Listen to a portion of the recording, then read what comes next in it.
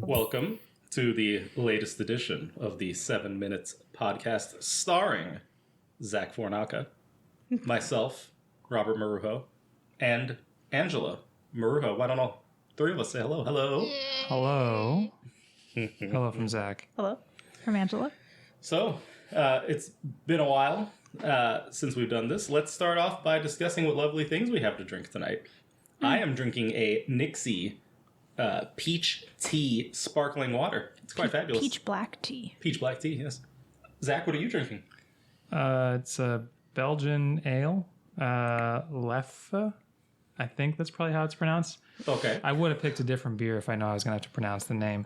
But it's tasty. It's a blonde. Angela? Well, I am drinking Itoen. Just the standard unsweetened green tea.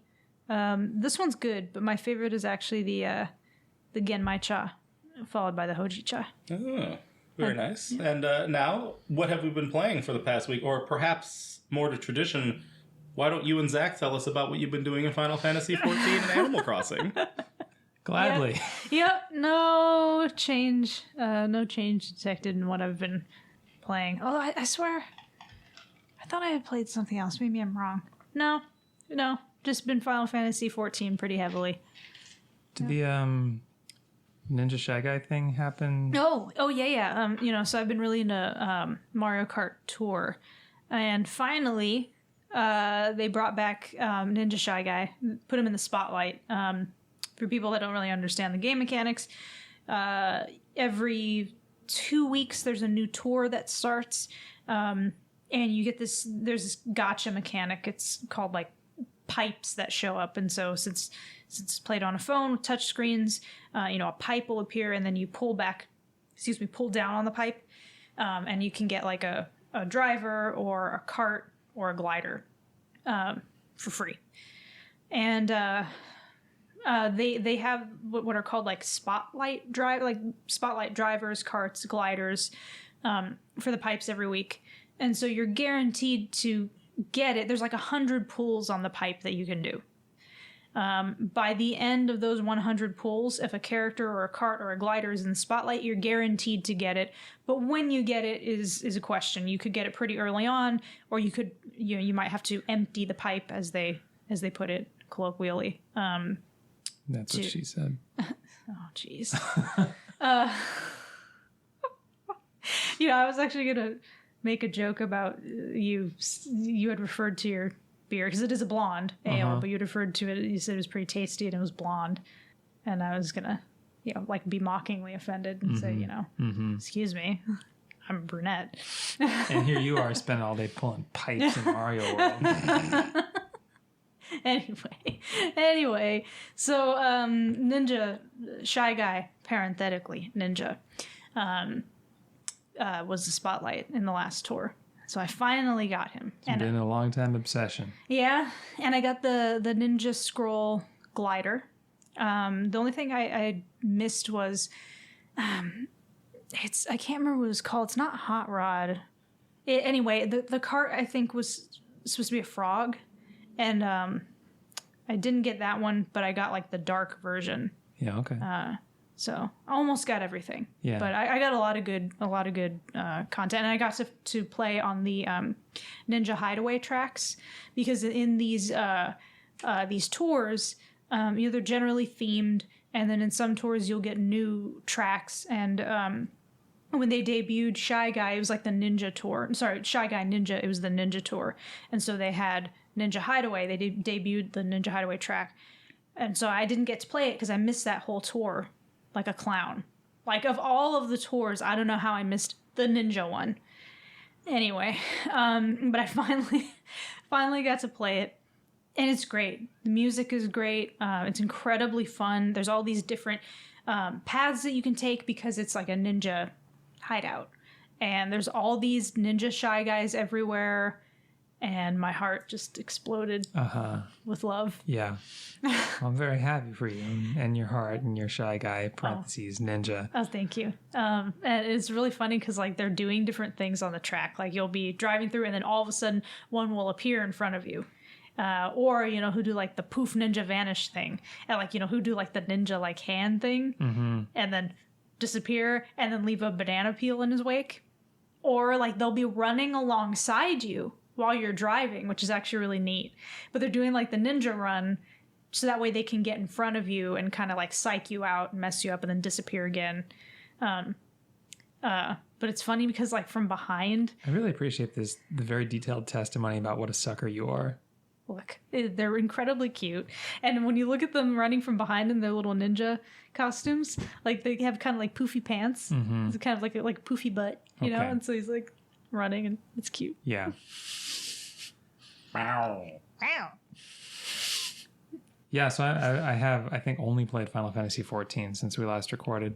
Last time I mentioned I had been leveling all of my jobs, and at this point I just have one job, Scholar/Summoner, left to finish off. The other thing that I've done in the game recently is I finished off the Masked Carnival.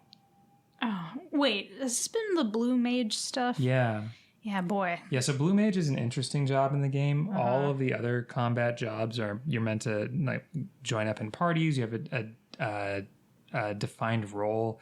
And Blue Mage can't do most of that party content with other players, but what they can do is learn a bunch of weird, random, crazy spells that are overpowered and situational. And then the Masked Carnival is basically a series of puzzle fights where you have to figure out exactly which spells you need to put in your deck and how to use them in order to get past them. So I got through all the Masked Carnival stages at this point. Yeah, I wasn't really digging you, watching you do those. Those weren't great. I mean, the music's not great. Yeah, that was the biggest problem. Also, and the outfit's not great. Real clownish. Yeah. So, I have a confession.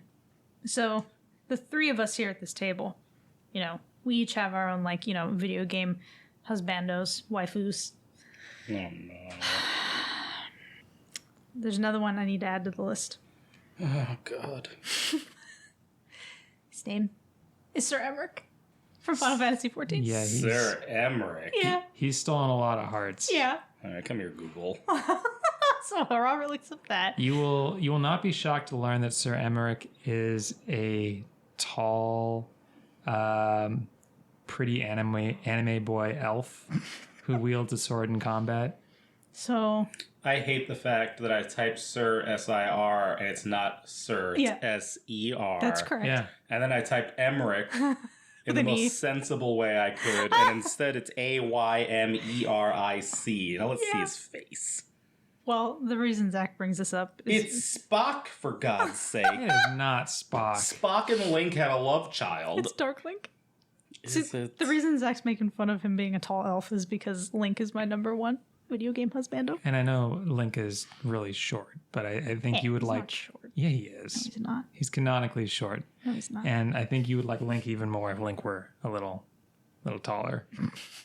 This guy has sleepy eyes. He doesn't have sleepy eyes. He has sharp Guy eyes. sucks. He doesn't suck. He doesn't have sharp eyes, he has bedroom eyes. He doesn't have bedroom eyes. Yeah, bedroom if you mean going to take a nap. You were about to say dump, weren't you? Well, that's a different kind of sleepy. That's a lot of straining sleepy. That's tired. Tired? That's worn out. I had some questionable Mexican food. I can say that because I'm Mexican. Well, Anyway, so maybe that'll be one of our future episodes, just talking about our video game dreams, loves. anyway, speaking of, I'm sure if Angela here were to play the Great Ace Attorney, there'd be one or two new husbandos added to the list. What? Really? That's what Really? I've been playing. Okay. So it's very good. For those who don't know, it's a prequel to the Ace Attorney games. Both of these entries were on 3DS in Japan and did not come to the US, which infuriated many people. So not Konami.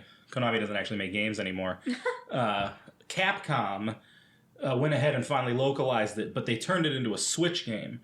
So I have not extensively looked at the 3DS versions of these games, but all I know is this version of them is beautiful. Like, they did a really good job of upscaling everything. Some of the geometry of, like, I don't know, like a sleeve you might see is like kind of squared off in spots, but other than like that kind of thing, I actually honestly don't know if I would be hesitant if somebody were to tell me this was just made for Switch. Like, it looks really good. Do you know if it was like AI upscaled versus redrawn, or? I really don't know. I mean, I'd be tempted to say it was redrawn, other than maybe some of the slight awkward renderings. Sometimes it's like done by AI or some procedural method and then touched up by hand. So Yeah, that's I an don't option know, too. But it's pretty cool because this means, with the exception of, I think it's Ace Attorney Investigations. I'm forgetting the name of the spinoff. It's the one where you run around as Edgeworth. There's only one game in the series that hasn't been localized, and it's that one game starring Edgeworth. But otherwise, the whole thing is now in English. Oh, yeah, because there were 2 Edgeworth games, right? Yes, it's the second one that they didn't bring here. I was also happy that it was a physical copy, so that was nice. And then what else?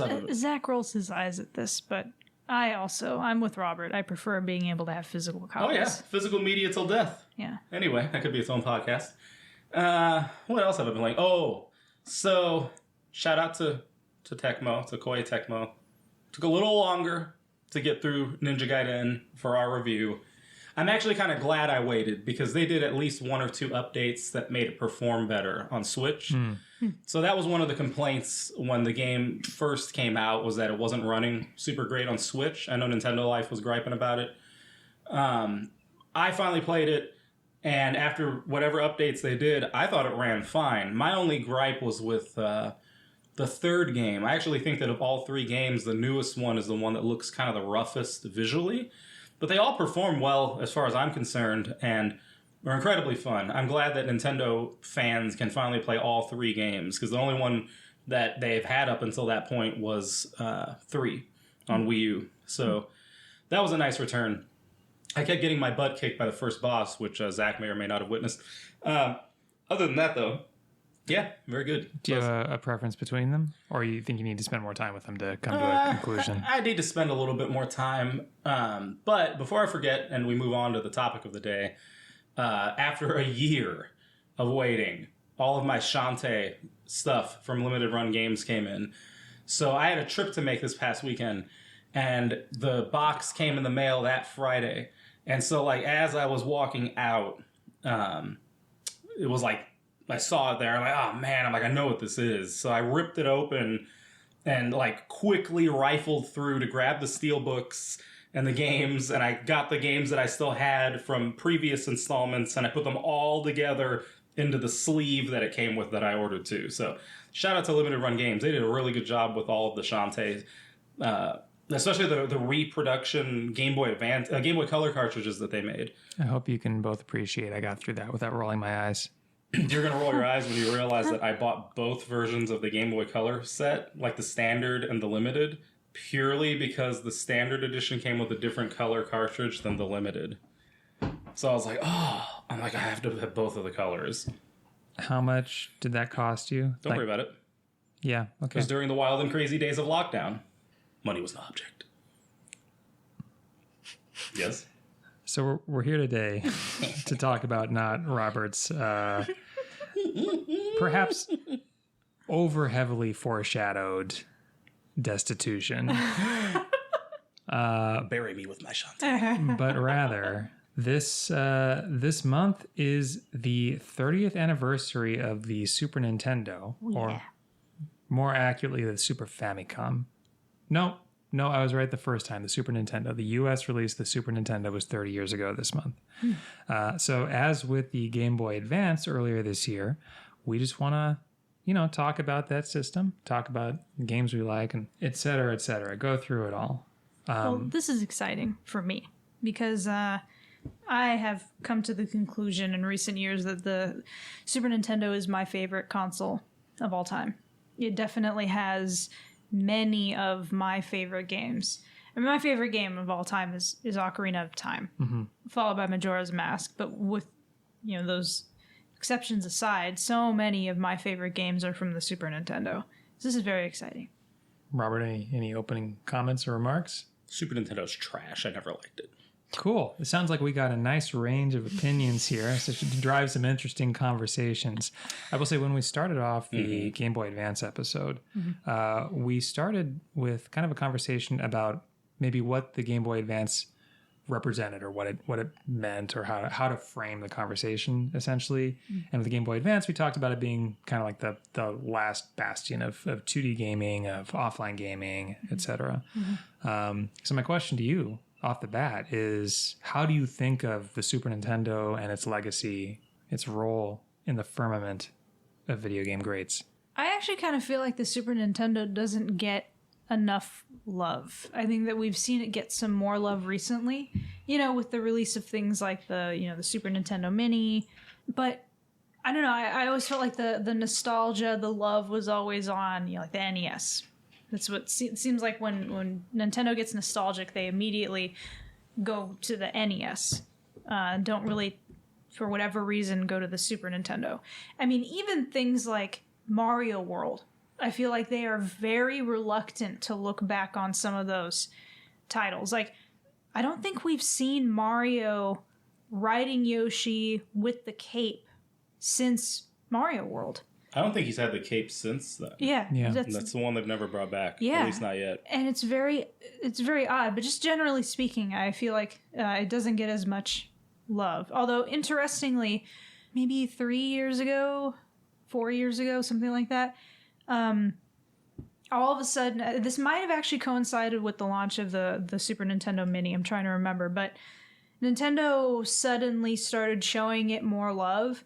And I remember, like, of all the things, they did a collaboration with Forever 21. And they did it was specifically a Super Nintendo collaboration. And I got a bunch of the pieces from that collection. But they had, like, Mario World and Mario Kart and A Link to the Past clothing. It was really unexpected. And like I said, I would have thought maybe they would have just done kind of, your milquetoast kind of, Super Mario Bros. And maybe that was it from like the NES. But of all the things, they chose Super Nintendo. I thought that was pretty cool. I think a lot of the pixel art iconography from the NES is easier to use in a lot of contexts because it's so simple and recognizable in that way. But it is, I don't know, like I kind of, when you were saying this, I rolled around my head and I was a little skeptical, but I thought like the Game Boy Advance has a reputation as a portable Super Nintendo, right? But there are Famicom and NES skins for various Game Boys. And I don't think there's any kind of Super Nintendo version of Game Boy Advance. Yeah, I guess not. Which is a little weird. They right? did the Super Nintendo, not skin, but design for 3DS. Yeah. But I think that was about it. It took them a while to get there. Yeah. Well, I think part of it, like, I think that if it comes to like fans and media people, that there's probably plenty of love for Super Nintendo. But in terms of the love Nintendo shows, I would agree with Angela.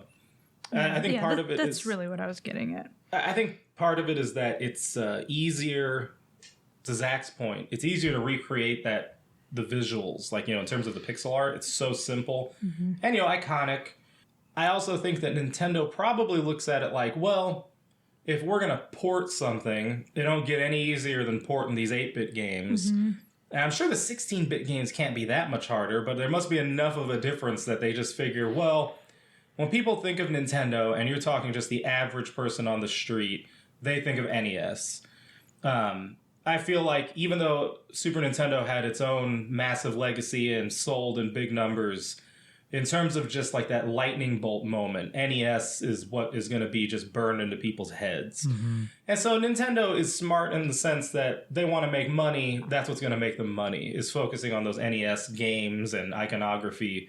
But as time has continued to roll by, SNES is arguably just as iconic.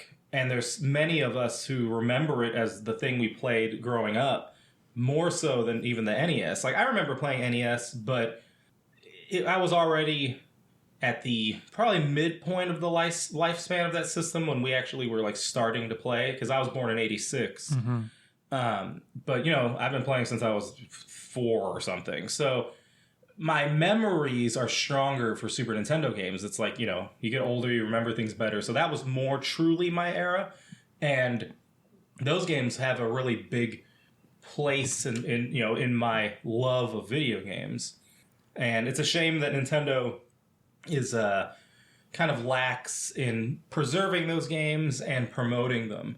I mean, like, if you look at what they do to N64, I mean, it's a travesty. But Super Nintendo is not that much far behind in neglect. The other thing, too, is the Super Nintendo had a lot of licensed games that will probably never see the light of day again, unless, you know, you're a, how do they call that? A rebel. Yeah, a rebel. I was trying to think of a... ROM pirate. Yeah, pirate, ROM. yeah. Yeah, that's what I was trying to think of. But yeah, I mean, you know, one of my very favorite games is Tournament Fighters. Teenage Mutant Ninja Turtles Tournament Fighters. Yeah, and between that being, you know, having the TMNT license, it being developed by Konami, I don't think we're ever going to see a re-release of that game. Yeah. And it's really tragic. And there's a lot of stuff like that on the Super Nintendo. I can't believe they're making action figures based on the game. I think it's Super 8 that's making them. The shark character. Armageddon. Yep.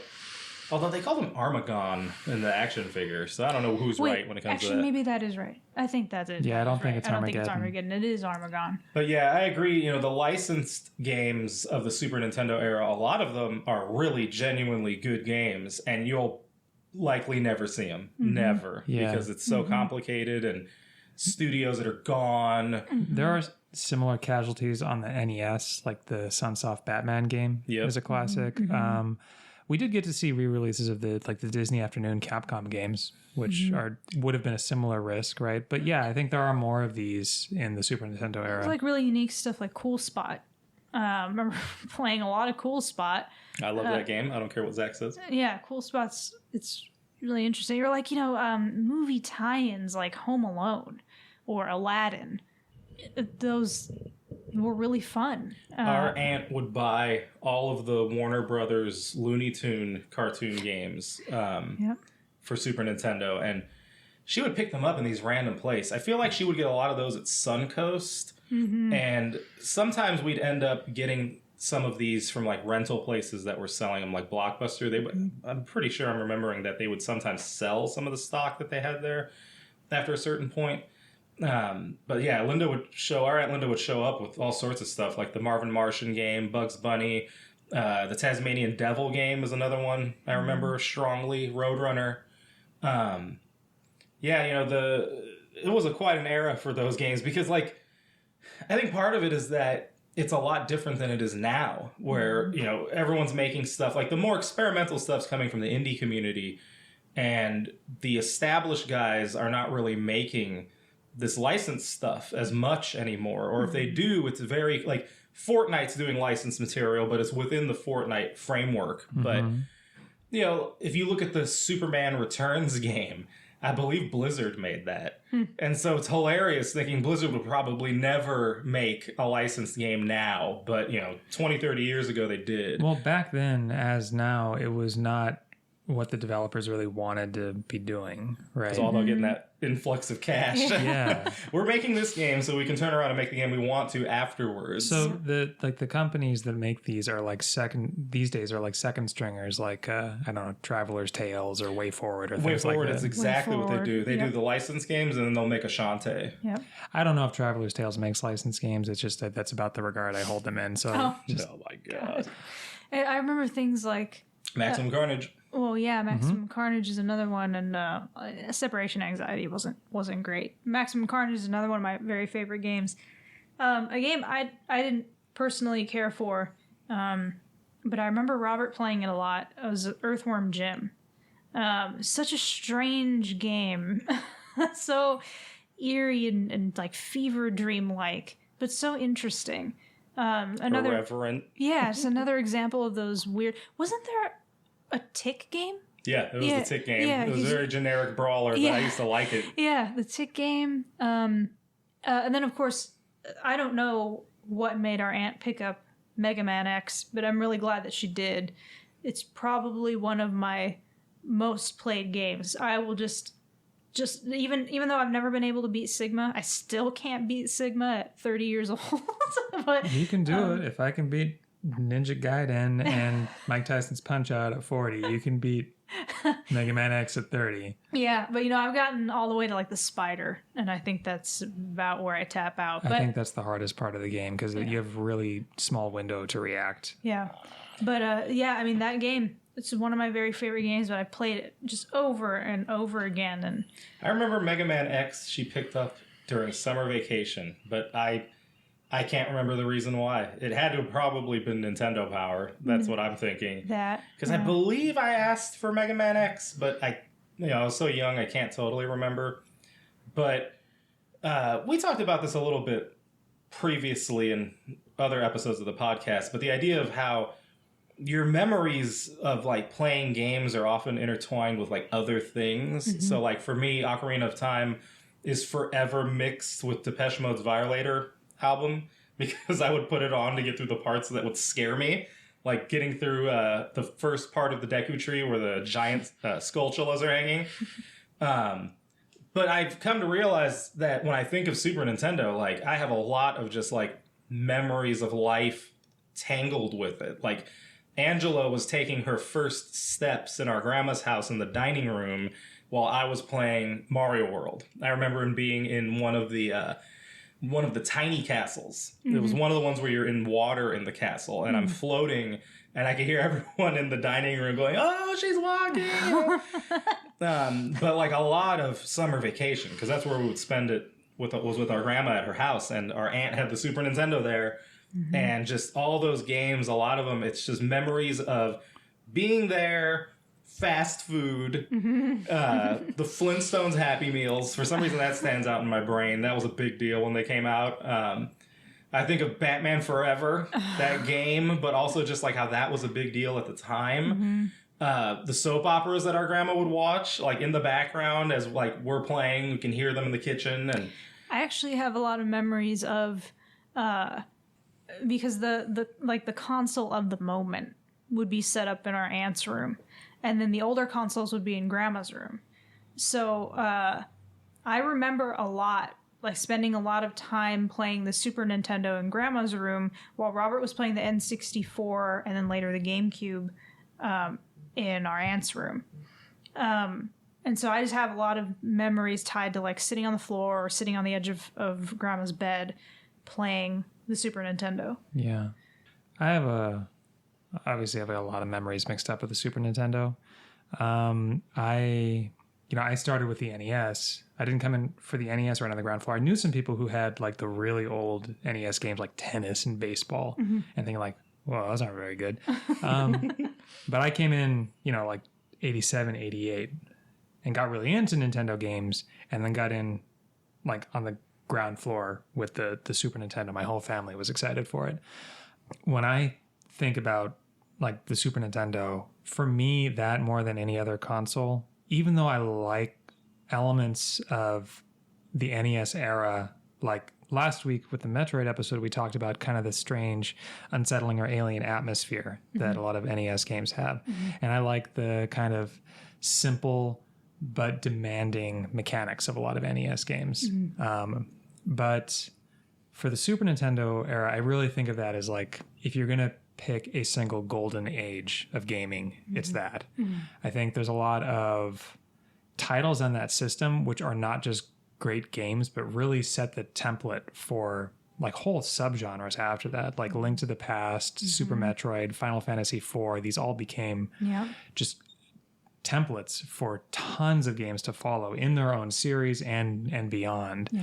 Mega Man X. Look at how many X games came after that one. And well, I think too, Zach's talking about just like the influence on everything, like the game design. I mean, like Super Metroid has like that led to basically Symphony of the Night, and between those two games, then it's the explosion of the Metroidvania. Link to the Past and the structure of multiple dungeons with a boss. Yeah, when people talk about like Darksiders being like Zelda, structured like Zelda, like what they mean is structured like Link to the Past and the games after that. Yeah.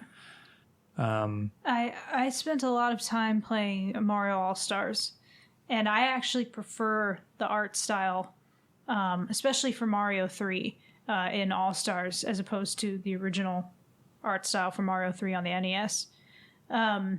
We do not have the version that has Mario World. We have the first version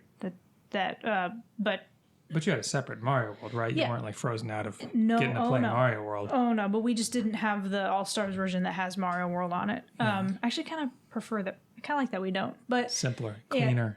Yeah. Okay. And then Mario World is my favorite Mario game. And man, I spent so much time with Mario World. Yeah. But I mean, just thinking back to all these games, like what is that called? Tetris Attack. I was thinking about that while you were talking. I actually forgot about that. We played a ton of Tetris Attack. It had really good music, although some of it was a little depressing for me. But it had like really good music and like really fun. And I like how like in the background of each frame, you've got like Yoshi on one side, and it'll be like, I forget what the raven's name is, like the fat raven, or the Raphael the Raven. Yeah, Raphael the Raven, or the angry volcano with the angry eyebrows. Yeah, like for those who don't know, Tetris Attack was just paneled upon, but they took Yoshi's story because that was big at the time. I'm sorry, Yoshi's Island. And reskinned it with that. There's actually, I believe, a story with the Tetris creator and Alexei, I can never remember his last name. That's okay. And then Hank Rogers. I think Hank Rogers told them, yeah, sure, you can slap the name Tetris on it. We'll take some royalties, but like it's nothing like Tetris. Yeah. And then paneled upon who don't know that, it's what do they call it? Puzzle Challenge?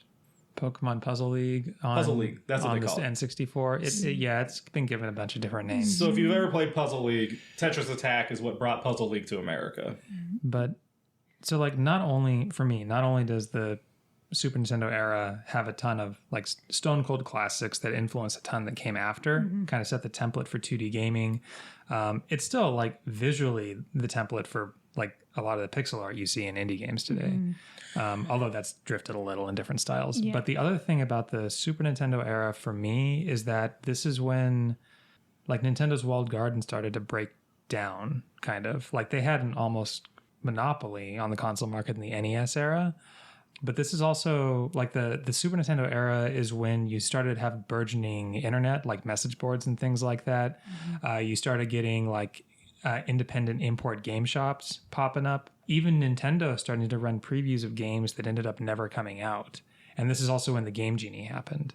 So like all these things together created this constellation of temptations and interesting things beyond the realm of what Nintendo Power and what the aisles of Toys R Us specifically offered. And I think like it's the Super Nintendo era of games in particular that seeded a lot of like what became GameFAQs or like online discussions of games, games that came out in Japan but didn't make it out in the US. Like that was most acutely felt in the Super Nintendo era when you had like Final Fantasy V, Seiken Densetsu 3. There was a ton of that. Tales of Phantasia, Romancing Saga. There's a ton of these. And this ends up like jump-starting fan translation and like a lot of this kind of like more independent-minded 90s into 2000s internet culture. So I think there's kind of like this, there's a bit of excitement around, for me, and this is speaking partly nostalgia, but the Super Nintendo and realizing that there was this whole world of games that weren't coming out in the US, but that I could theoretically get my hand on.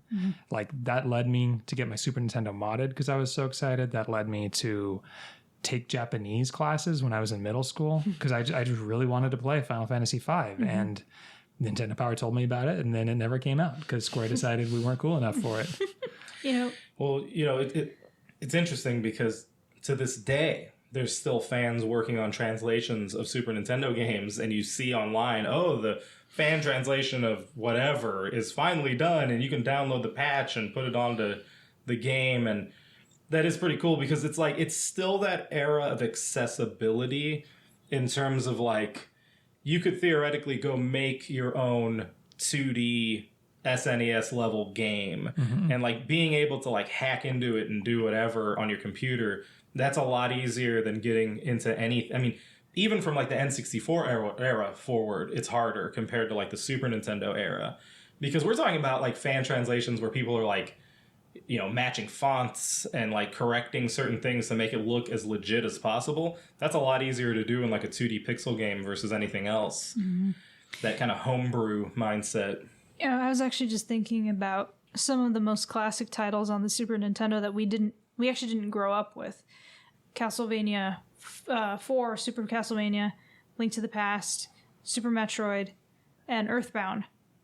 We didn't have any of those growing up. It wasn't until we were adults, and Robert in particular, was tracking down either the the cartridges, or different things came out like the Game Boy Advance version of A Link to the Past, and different ways that you could experience these games. Yeah, like it was weird. Like it's weird looking back because I know for like Zack, because he's just a little older than us. There are games he played, like the Final Fantasy stuff, that we didn't play. Mm-hmm. Like, we're busy playing, Mighty Max, because it came with one of the toys. Or, like, the Warner Brothers stuff, Animaniacs, a lot of the licensed cartoon stuff. And part of that is because our aunt was the primary person buying these things. And so she would see stuff that she knew. Mm-hmm. She knew Warner Brothers. She knew Disney. So she'd buy that stuff because she would just want to see us play it.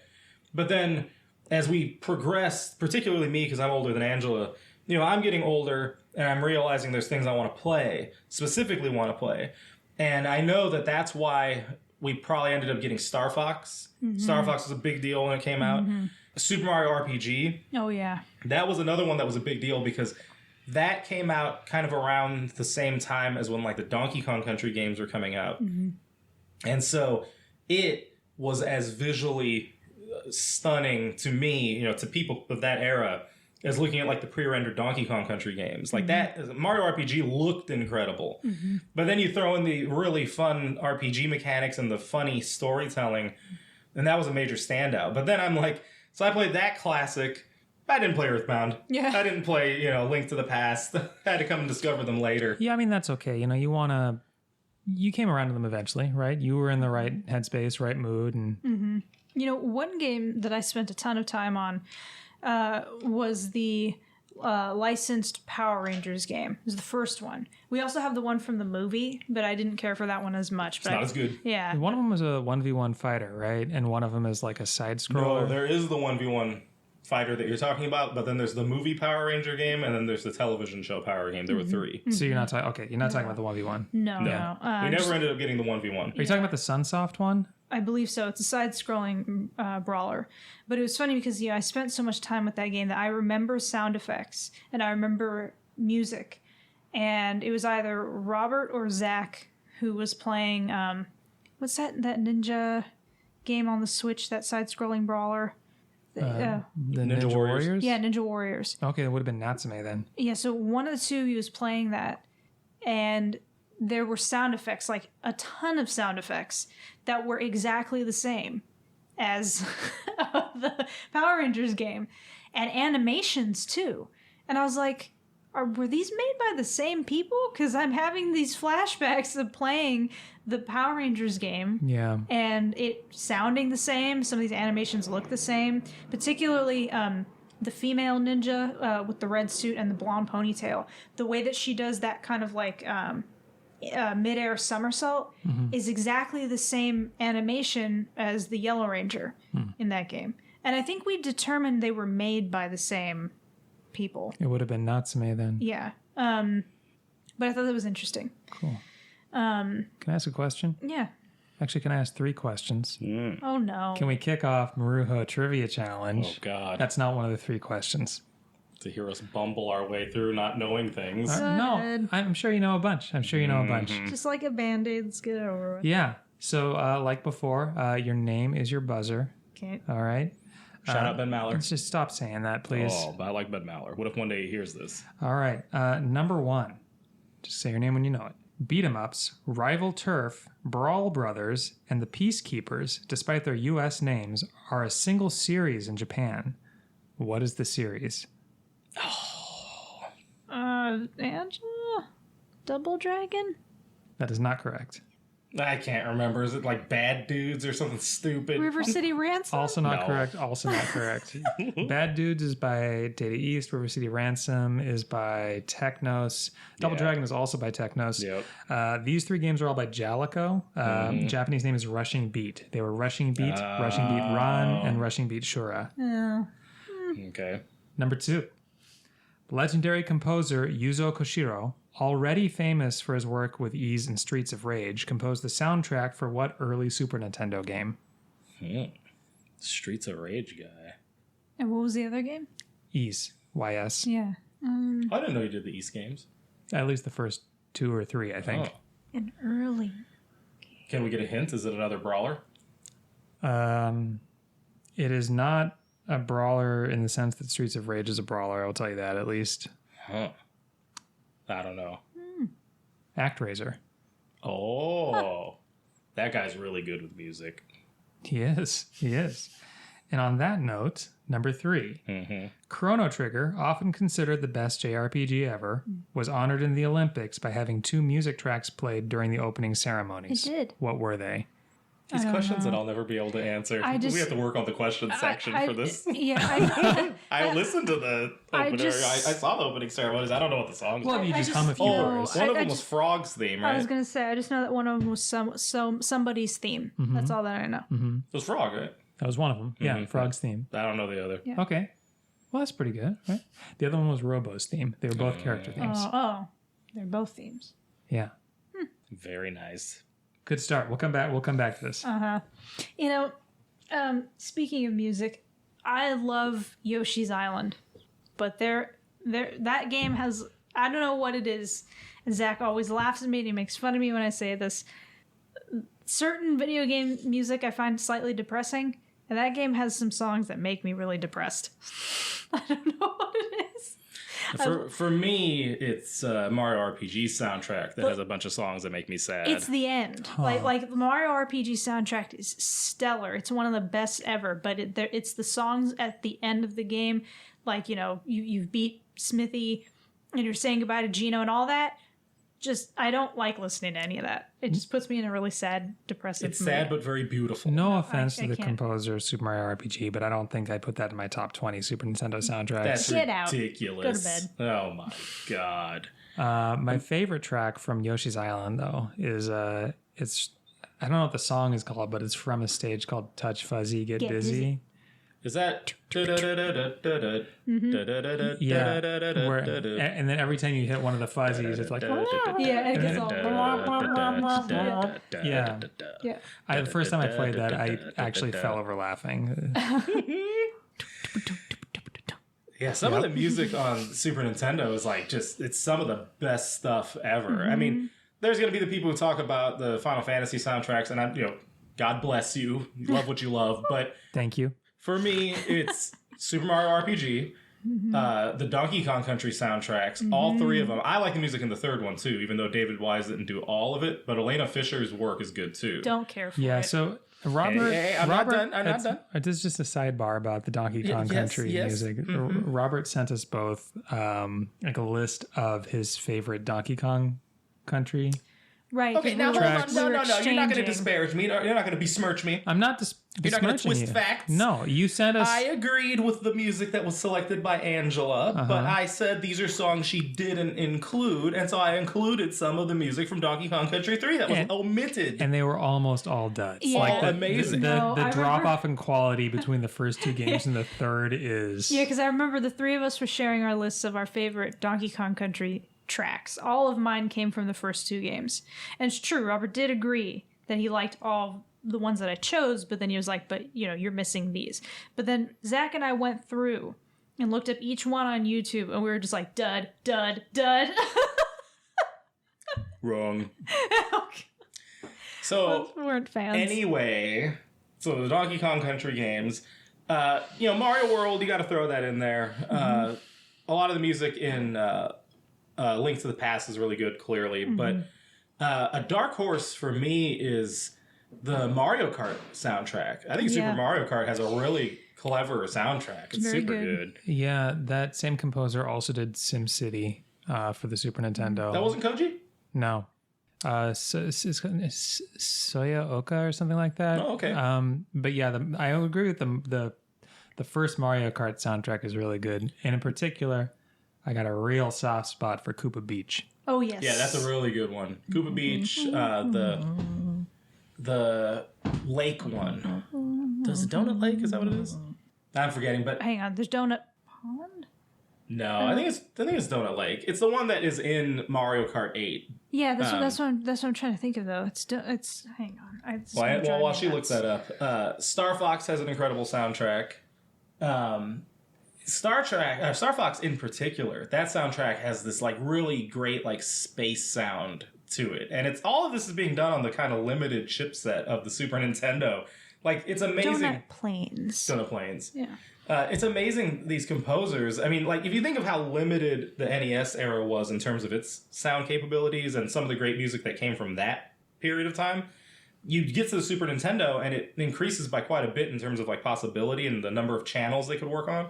And man, they produced some of just incredible music. I mean, look at the Earthbound soundtrack. That has a lot of really good tunes. Yeah, too. they went nuts with the like ability to like sample sounds on the Super Nintendo. Me, tracks that I actively listen to regularly, or soundtracks, excuse me, from the Super Nintendo, other than some of the ones we've already named. Tournament Fighters, very underrated, and Mega Man X. I think every single track in that game I like. All of the music in X is better than anything in X2 or X3. X3 even just has a completely different sound in terms of the music. And like the first X, all those tracks are great. Yeah, it's really solid. It's not my favorite Mega Man soundtrack, but on of the Super Nintendo games, I think it's an easy winner. Turtles in Time, I think, is another underappreciated soundtrack. That's a really good soundtrack. This is Angela's reminder to bring up the few songs from that Marvel superheroes game that you won't stop playing over and over. Wow. Cannot believe I forgot this one. Yes. Totally one of my very favorite games. I think the official full title is Marvel Superheroes War of the Gems. Mm-hmm. I just call it War of the Gems. Yeah, gems, not stones. Yeah, no stones. MCU trash. Yeah, trash. No, it's War of the Gems. Stones. It's gems. War of the Gems. Yeah, it is a fantastic game. It is incredibly fun. Zach doesn't get it, doesn't understand my love for it, but it also has a lot of good music. It just seems to frustrate you when you play it. Well, when I get to a certain point, yeah, I've never beaten it. Yeah, it gets difficult. Yeah, okay. But I get past Magus, and then I'm in the second part where you go to there's Egypt, and then the Arizona mining complex, and I can't remember some of the other second half of the game. Well, while we're talking War of the Gems, let's not forget X-Men Mutant Apocalypse and its great soundtrack as well. Is that one of the Capcom games? Psylocke stage is great. I remember playing Psylocke, and Gambit's in that one, right? Yep. Yeah.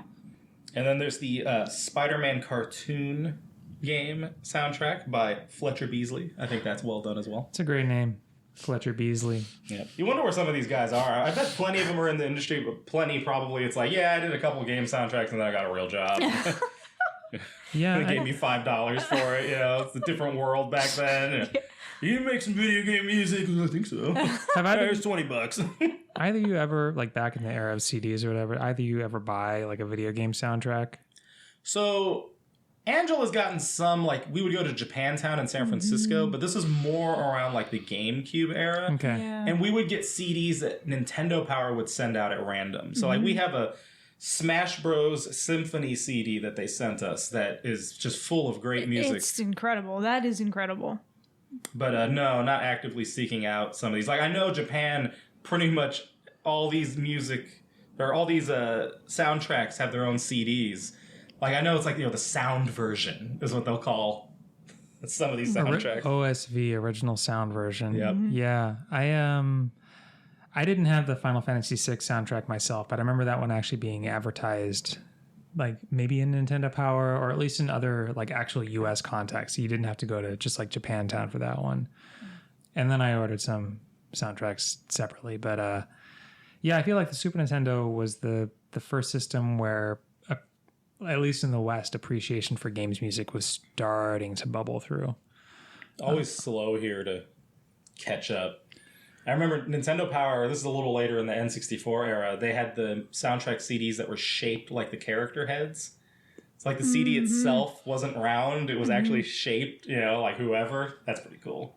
Am I mistaken? Do we have a Kirby game on the Super Nintendo? I mean, obviously I know there is there are... We never got any of the Kirby games on Super Nintendo when we were kids. Yeah. So no Kirby Superstar Ultra, no Kirby's Dreamland 3. Yeah, because those golf game. You can add those to games that we experienced as adults and didn't have growing up. That's why I love Virtual Console, because they put out a bunch of these Super Nintendo games, and I was like, oh, I never played Pilot Wings. I never played this or that. It's funny, though.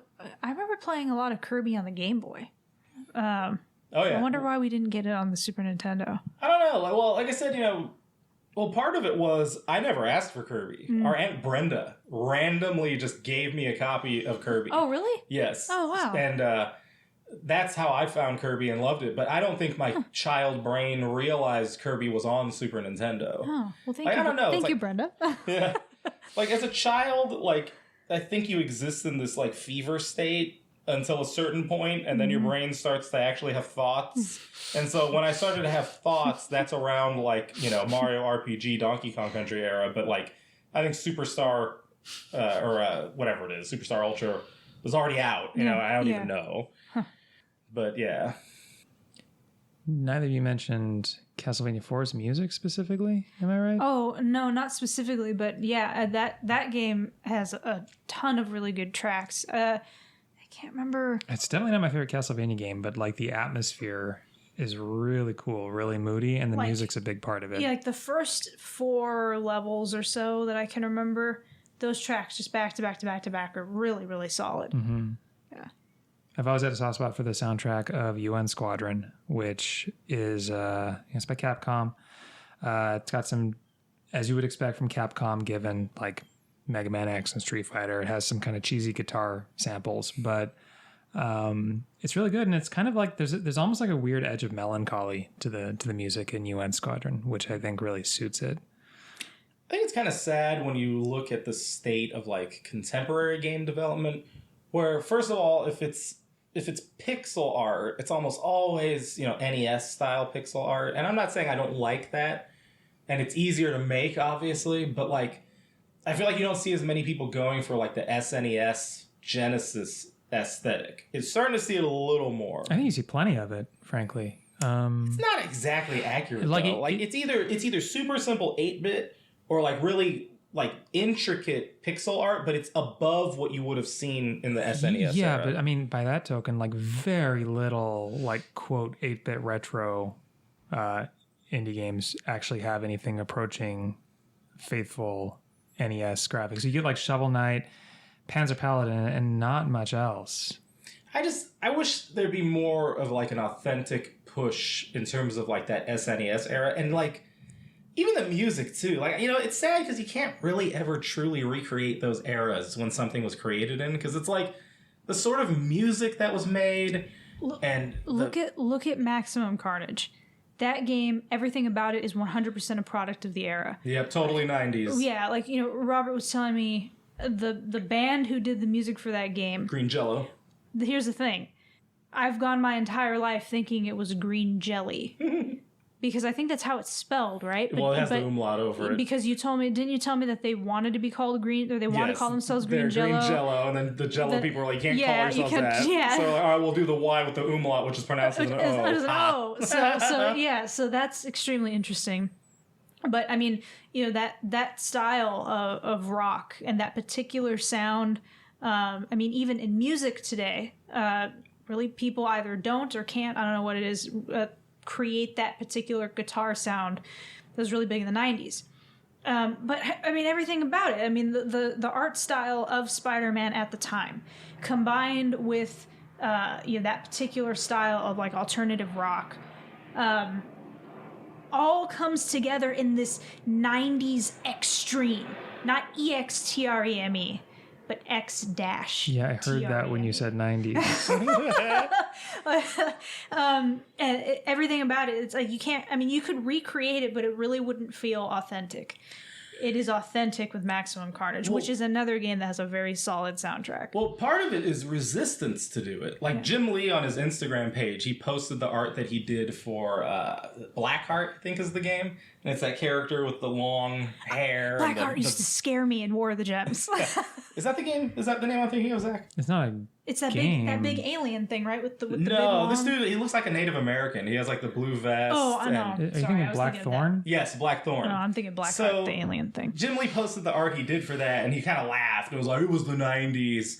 And it's like, well, who cares, dude? Like, and I'm not saying that's like the coolest character ever, but like, to branch out a little bit, if you look at Jim Lee's 90s designs for the X-Men, and if you grew up with the X-Men cartoon in particular, that's what they pulled from, was Jim Lee's designs. They're so damn cool. I don't care if they were 90s extreme. They look awesome. Mm-hmm. And if you look at what Marvel does, like in terms of Marvel Comics, they do these variant covers, like insanely, like they do just tons of them each month for each series. They have one artist named J. Scott Campbell, who they keep getting to do X-Men covers. And every time he's doing these covers, he's doing the 90s era X-Men, and they look hella cool. And it's just like, so why aren't they just in these costumes now? Mm-hmm. Like, you're selling these variant covers. You know people like it. If they didn't, you wouldn't do the variants. It's like, just put them in the suits. They look cool. But, like, there's this resistance to go back to certain eras mixed with the fact that it's kind of hard to just get into that mindset again. Which is so weird. I mean, I'm thinking of, like, Gambit and Rogue, Bishop. What's Bishop's contemporary? The other guy, Cable, Deadpool. All these different characters from the 90s that had these really cool styles. It didn't matter that they were over the top. And in fact, in some cases, like with Rogue and Gambit, I actually think they have a really interesting kind of sleek design that I feel is pretty underappreciated, except for Rogue. I feel like maybe most people probably like that look for Rogue.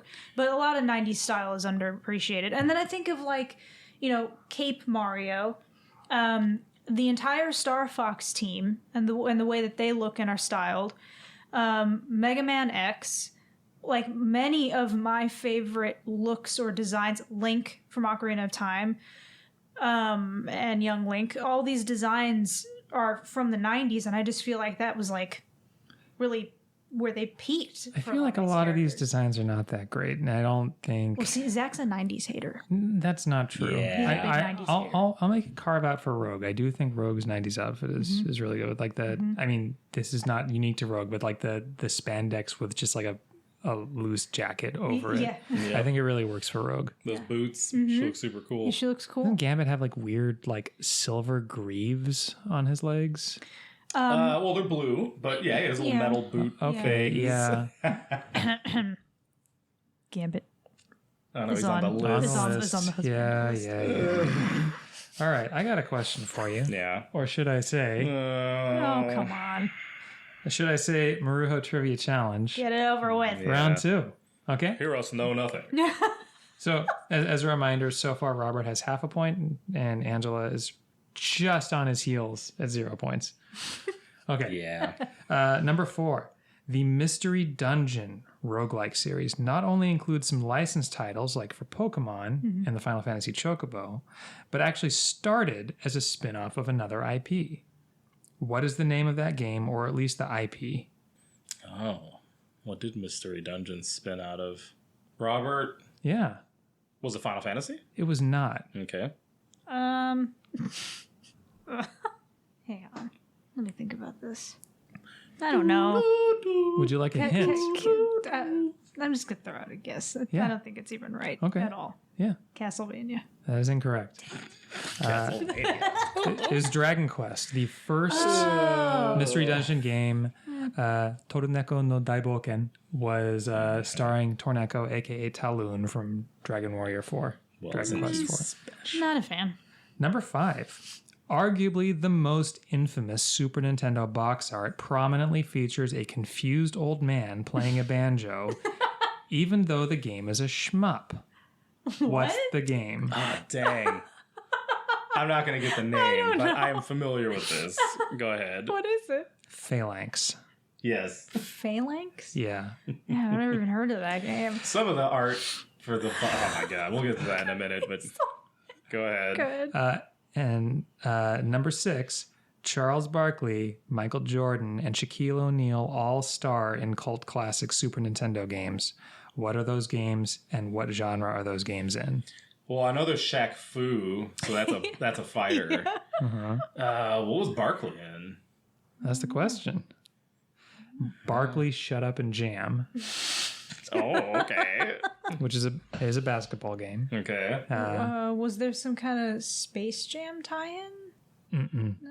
That's kind of shocking. They never did a Space Jam game. Yeah. Huh. So I don't know which one Michael Jordan was in.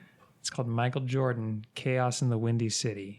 Oh, I remember that name. What was that game? It is a kind of not very good looking action platformer. Oh, man. I forgot about Amazing. that one. Yep. Cool. So I'm at a point because I got Shaq Fu. Yeah. No, that would be a third of a point. So I'm She's at at 0.75% of a point. No, you're at 0.83. That seems arbitrary. Anyway. Angela's still hot on his heels. Oh, my God. So anyway, I never got the mouse. I didn't get, I never played... Mm-hmm. Sorry, I will forget if I don't say it now. Mario's Time Machine. I was about to mention those. Okay, go ahead then. Go ahead. Oh, anyway, I was going to say, the peripherals, I don't think we ever really got. We never got the SNES mouse and mouse pad. I got Mario Paint at an antique store 5 or 6 years ago. Never played SimCity on the Super Nintendo. Never got the Super Scope. I would still like to play, but, it's my understanding that you can't play anything with the infrared on a flat screen. You have to actually play that on a tube if you want to play it. There's a special peripheral, somebody made a gun that works on The flat screens. Yeah, it'd be worth getting, but it would be nice to play it on a tube. I did play the Super Scope games back in the day. My friend Scott had. Were they good? Yeah, it comes Yoshi with, Safari, right? that wasn't great. There was a 6-pack of games. I don't remember what it was called. There's a cartridge with a bunch of different games that you could do. I remember that one where there's a bunch of missiles flying by and you have to try and shoot down the missiles. The game that I think actually does hold up, that actually is really cool, is called Battle Clash, which is a robot combat game. Your character, you're supposed to be inside the cockpit of a robot, and there's another robot that's darting around, and you're trying to fight each other. So you're blowing off parts of the robot's armor. That's pretty cool.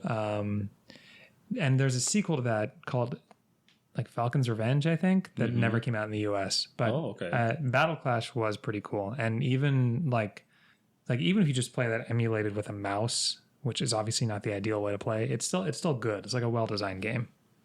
And then, to Angela's point, so then there's the edutainment games, right? The educational video games. And we had both Where's Mario, or Mario's Missing, and Mario's Time Machine. But man, we sunk so many hours into that game, and I don't think I actually knew any of the answers to any of the questions. It was always just trial and error. Yeah, I did not actually learn how to play either of those games until I was an adult. I remember, to Robert's point, I think it was with Mario's Time Machine, where I was just punching in dates and places and would eventually get something right in order to move forward. Mario is Missing. I don't even remember. It had to have been just trial and error, like Robert said, as a child. Those games are so trippy. They are Anybody weird. who's never played them, I don't believe they're developed by Nintendo at all, but they license these characters, and they're 2D platformers, but you're not jumping on enemies like in a normal Mario game. You're going around and you're answering questions where you're I remember Mario's Time Machine a little more clearly, where you are going into different periods of history. And in that one, you are playing as Mario. And so Mario's walking up to these historical figures and people, and they'll give you bits of info. And then you use that to answer questions, and that's how you proceed. I swear, so trippy. I think I remember talking to one of the founding fathers. I think you talk to Newton at some point. I think you do talk to Newton at some point in that game. And then Mario's Missing, though, that game I really loved because you played as Luigi. And that was enough for me. What's interesting, too, is that because of the era, the sprites they used are from Mario World. So it's Mario and Luigi's sprites from Mario World. Yep, some of their best looks. Yeah. And then I remember I think maybe it's Mario is Missing I think you're walking through San Francisco or something. Yeah, you do go through San Francisco at one point. Yeah, and then like it's kind of weird because it's if you don't know where you're going, you're basically kind of going in a big giant circle. Like you can talk to people and they have this really like generic kind of NPC look. Yeah, nothing matches the sprites of Mario and Luigi. The guys who made the game were just like, oh, nothing needs to match. Like Nintendo let us copy and paste these two sprites. That's all anybody cares about. Yeah, you want Mario and Luigi to look special, right? You want them to look. Yes. Yeah. And then in a normal world, that's the whole point of a game I don't like remember that. which one it is. It might be Mario's Time Machine, but you're like, yeah, because you're playing as Mario. He's like surfing. Remember Yeah, you're, like, so surfing? like that one, you have to like gather mushrooms and then you go into like a whirlpool or something. Yeah, you go into the whirlpool. It's so weird, and I don't Those think games are so bizarre. Yeah, and but I'm really man. glad we have. I mean, I'm glad we have all of our games that we grew up with, but those in particular. It's kind of heartbreaking now when you go anywhere that sells video games. Like, as time keeps going by, these older games just keep getting more and more and more expensive. Mm-hmm. I was at Half Price Books. They had some GameCube games where they wanted, like, $100, $200 for them. And I'm like, we have these, but it just makes you think, man, I ever lose one of these or some a-hole comes in and steals them, like, if I ever want to replace them, it's going to be almost impossible. And like the Super Nintendo games, it's similar. It's like you have these games that are, worth a lot of money, and it's gone from like I really love my collection to like kind of looking at it and just thinking, oh God, if anything ever happens to it. Yeah, I mean it's unavoidable, right? Like things degrade over time. The market for games has increased over time, so you get like more people that are interested. Look, Dolphin will always be there. SNES 9X will always be there.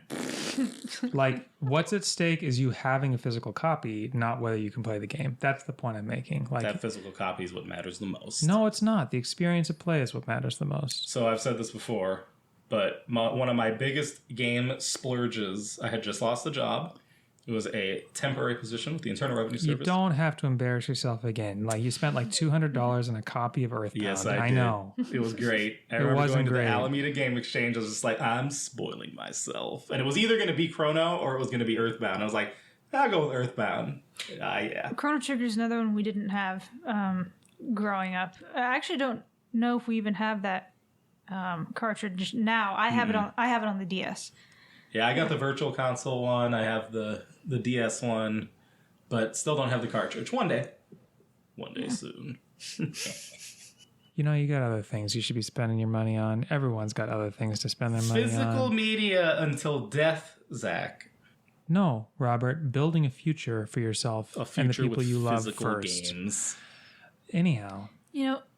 One video game track that I feel really needs some recognition. I really like the Dark World track from A Link to the Past. There is something about that is very, very, it's very Zelda, and it is very well done. And I just really wanted to say that. I just really wanted to recognize that song. No, it's a good track. I think it's personally like one of the like top Zelda tracks.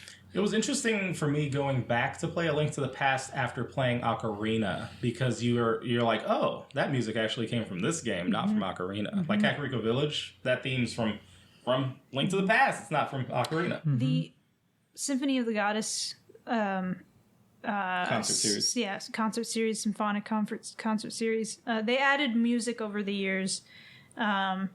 And one of the sets that they did was Link to the Past. And there were certain performances that got me emotional. But the Link to the Past one is beautiful. It is, I recommend it. It is very, very well done. Just go YouTube it or something. I don't know about the two of you, but for me, when I think of like quintessential early 90s Super Nintendo games, like it's not a Nintendo made game, but Street Fighter 2, right? Like obviously it started in the arcade, but that was like a huge get for the Super Nintendo. Did you have Street Fighter 2? We had Tournament Fighters. Yeah. The better game. That's really unfortunate. Yeah. Like, it no sucks. disrespect to Tournament Fighters. Like I back in the day, I like Blockbuster was really big in my Super Nintendo routine, And if you would go to a Blockbuster, your understanding of what the Super Nintendo library was just way glutted with beat 'em ups, 1v1 fighting games, and mascot platformers. Just tons of them. And I rented a lot of them. And look, I'm not going to tell you that Tournament Fighters was as good as Street Fighter 2, because it certainly wasn't. But I did think it was one of the better ones. I think Killer Instinct might have been my favorite of like the non-Street Killer Fighter. Instinct's pretty cool. One of the like the non-Street Fighter fighting games. We have Mortal Kombat, right? Yeah, the SNES Mortal Kombat, the toned down one. Although you can still do that fatality where you punch up and then that person, like your opponent, falls on the spikes. Because I remember doing that, but it was always an accident. But yeah, we at least had that. Yeah, Street Fighter, I've tried to go back to Street Fighter 2, and it's fun to play. I wish I had that first-hand experience of playing it when it was new. Because, like, I think people who play Smash Bros. Probably get this feeling, where it's like, if you've been playing Smash since the N64 days, or at least Melee, man, I think that your competency, if you were like, you kept up with it and you're good at it, by the time you get to Smash Ultimate, if you're somebody new trying to play with somebody who's played forever, man, the difference in skill can be like just so hard. Because I had a friend who he'd been playing Street Fighter since like Street Fighter 2 days. And so by the time he got into games like Marvel vs. Capcom and all that, he had those muscle reflexes just down. And man, we played Marvel vs. Capcom 2, and I think I lost 52 times in a row. We counted it. Like, I tried to beat him and just never, ever could. Yeah, you just have to, you put in the practice and lab it, right? You got to go into like the practice mode and get used to the motions and get used to, like, obviously it's an uphill battle. I don't know what it is. I have like a resistance to learning it. It's not that I don't want to. It's just that I think that because... Well, I think it's because I don't think I'll ever get good enough that I could be truly competitive with anyone. And, like, I almost kind of feel like, why bother then? Like, I love playing those games. Like, I'll fight the computer, like, to get through, like, the story campaign for characters. But, like, in terms of wanting to be able to compete, that's what those games are about. And I know I'm not good enough to compete, so I just feel stupid trying to, like, get better at it. I'm like, I'll just fight somebody in Smash. That's my fighting game. So, really quick, in honor of the blockbuster version of the history of the Super Nintendo, what is your favorite mascot platformer, favorite beat-em-up, and favorite fighting game on the system? Oh, you're going to have to say those things again. Go one at a time with each of us. My favorite fighting game is Tournament Fighters.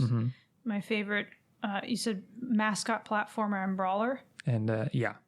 So mascot platformer, you mean something like Cool Spot or was Bugsby technically a mascot? Bugsby? Bugsby. Bubsy. Was he a mascot? Technically, yeah. He was a failure. Okay, yeah, because we have that too. But specifically, like... Sparkster, Arrow the Acrobat. Okay, so then I guess Mario. Wait, I feel like Mario should be in his own. You want to? Otherwise, the answer's just Mario. Yeah, the answer's okay, just Mario. all right. But mascot platform. Sorry, when I think of mascot, I guess I'm just thinking of like licensed stuff, like well, that counts too. Like Well, let me come back to that one. But then brawler.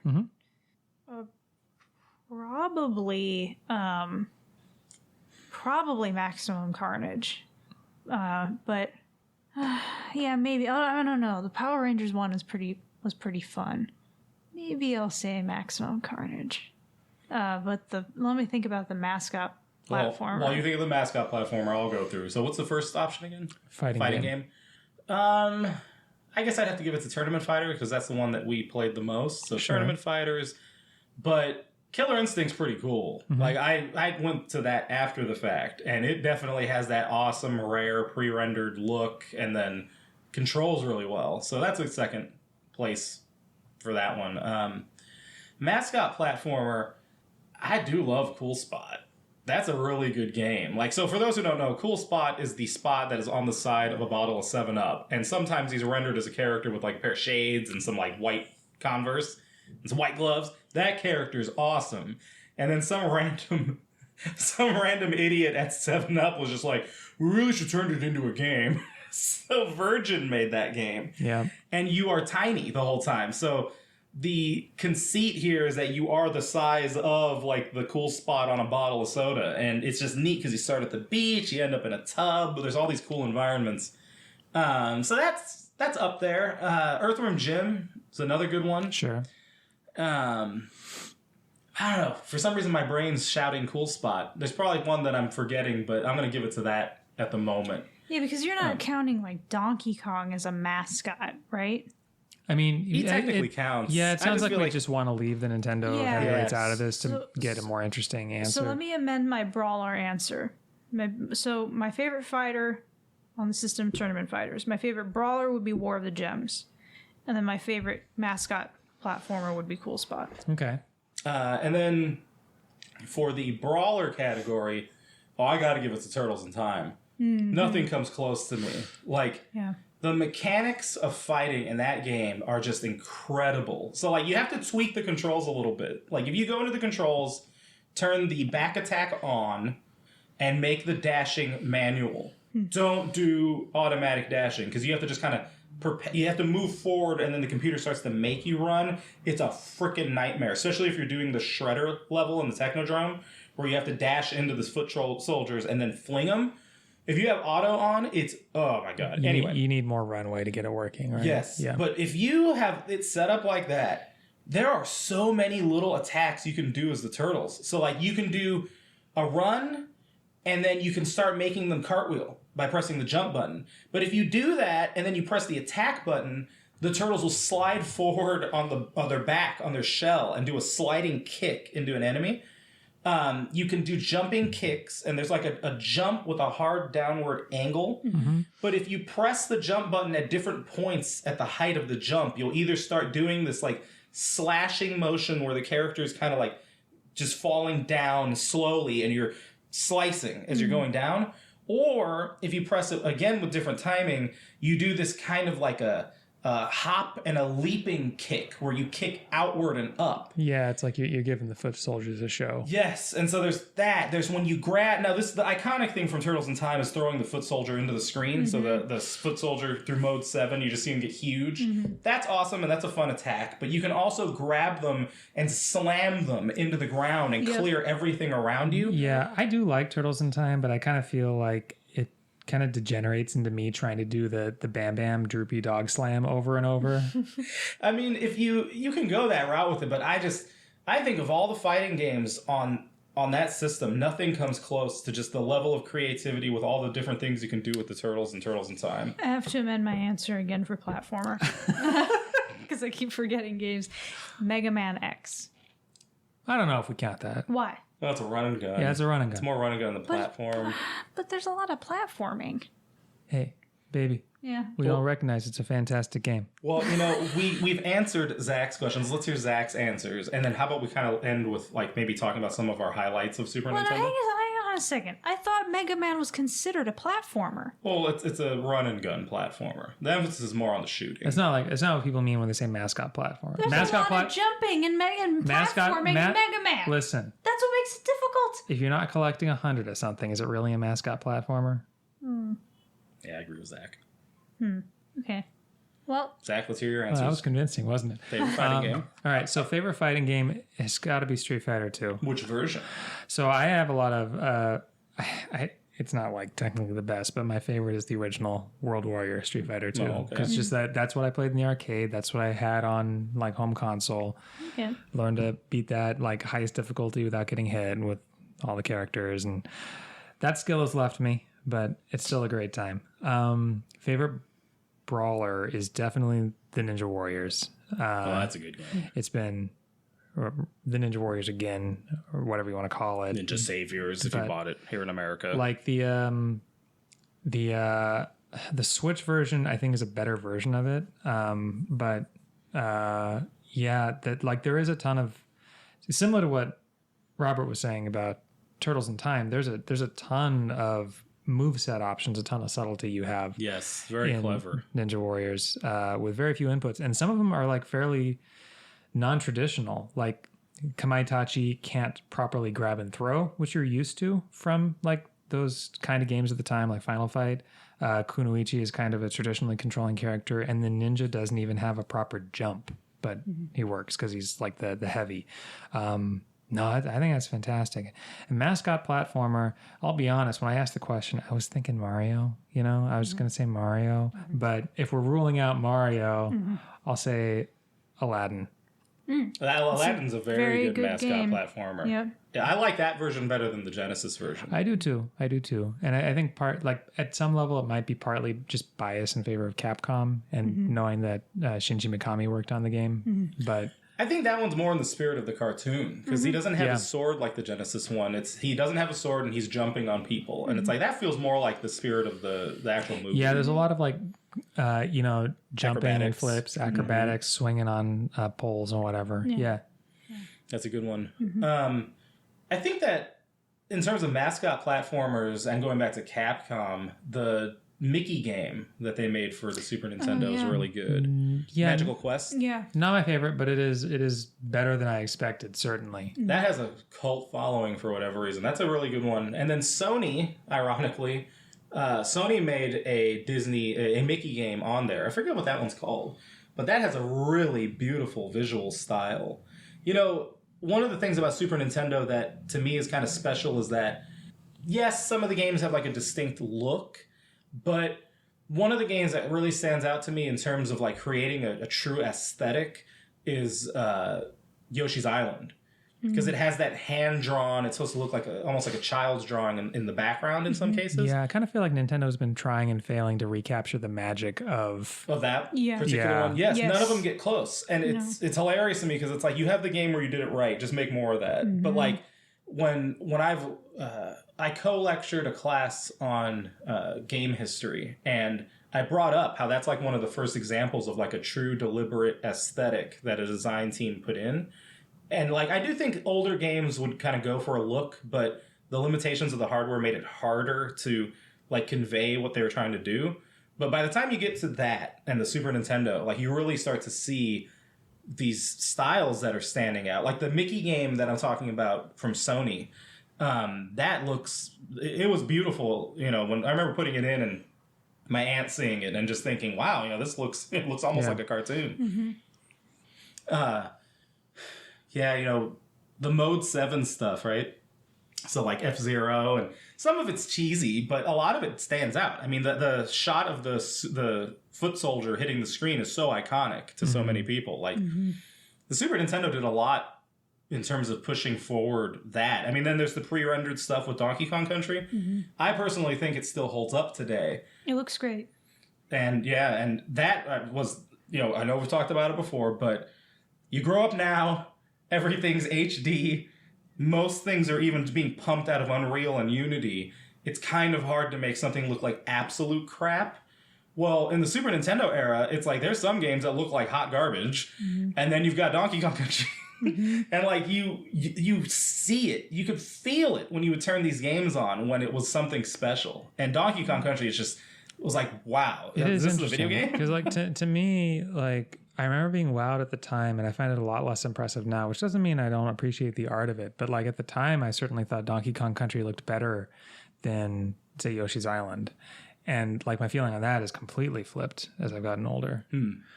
I think the legend is that Yoshi's Island was like partially scrapped by management, and they told Miyamoto, they're like, Donkey Kong Country looks amazing. You've got to make your game look more amazing. And that's when they kind of went and developed the new art style for it. Man, I kind of want to see the other version of Yoshi's Island then. I'm sure it's in the Giga Leak or something. Yeah, we should go browse in the Giga Leak. Oh, God. And then, Star Fox and the Stunt Racer. Stunt Race FX? Yes, that's the one with the big rig, or the monster trucks, right? I haven't played it. Oh, man. It's on the SNES online. I'm sorry, I'm forgetting the name. That's all our right. Lovely listeners. But there's two by Argonaut. There's Star Fox, and then there's the one where you're in like the kind of monster trucks. Those games are also really cool. Like super early polygonal graphics, but they got that shit running on a Super Nintendo. Yeah, it's incredible. It's impressive. I don't think they look very good. They went with like a simpler aesthetic that still holds up to some extent, but yeah.